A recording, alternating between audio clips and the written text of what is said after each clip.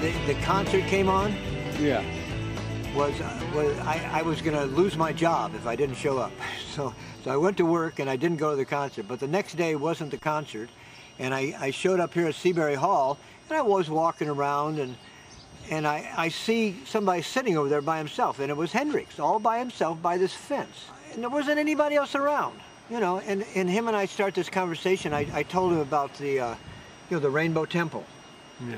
You know, I told him about this Rainbow Temple and this commune that I had a commune at the time, you know, and it was like, I was just telling him what was going on, you know, and he said some things to me.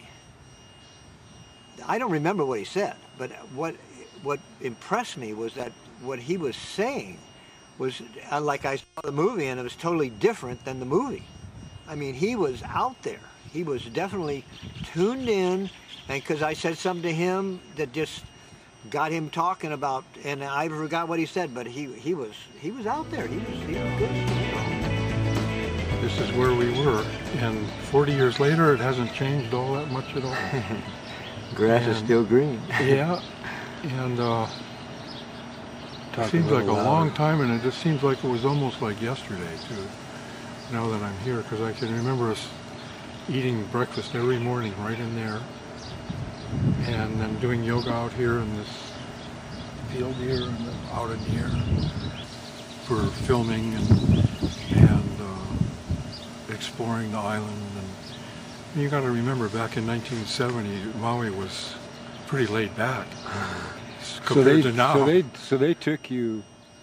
So I mean, you went with them, the crew. They took you out. Every day we'd go out in the bus and just go somewhere and do some filming.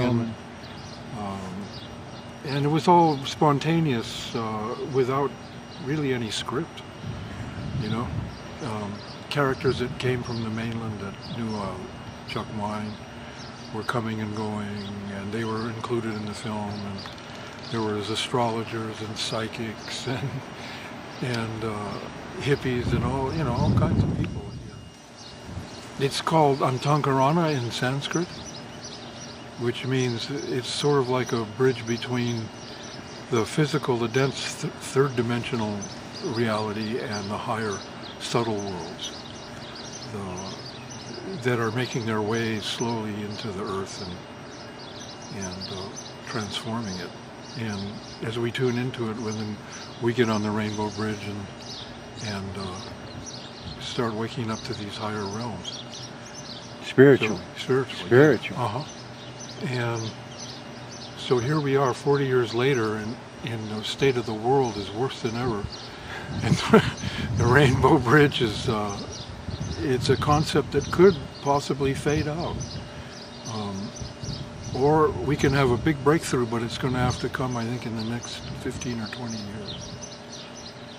Otherwise, our problems will become just almost impossible to overcome.